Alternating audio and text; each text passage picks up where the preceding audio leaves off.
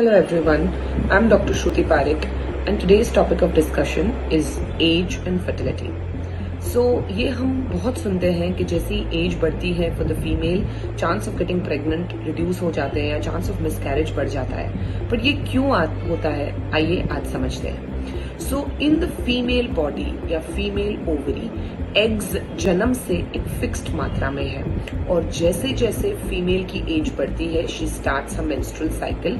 ये बहुत million eggs में say about couple of thousands रह जाते हैं. As she ages more and more towards her late 30s and early 40s, ये एग की मात्रा बहुत ही कम हो जाती है एंड फाइनली जब मेनोपॉज आ जाता है eggs are completely over.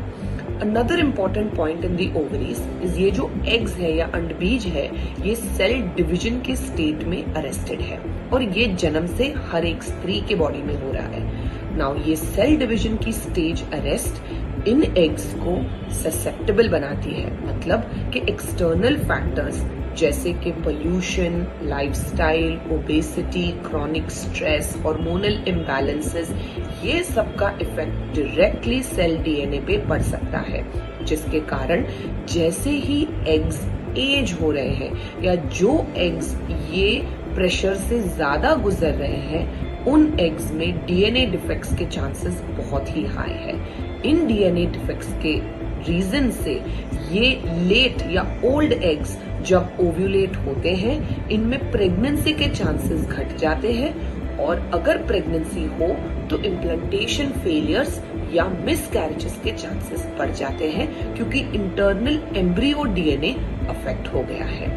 So it is important for you to know कि best chance of getting pregnant is definitely below 30.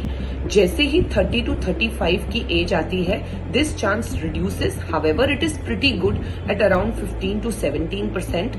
पर जैसे ही एज 35 के ऊपर क्रॉस होती है ये चांस एक्सपोनेंशियली गिरने लगता है and at 40 the chance is less than 5% and miscarriage rate is as high as 50%. So if you are someone who is planning to push pregnancy to be after 35 years or if you are existingly 35 and beyond and you are looking to get pregnant, do consider meeting your fertility expert and understanding things that you can do to help improve your chance of conceiving.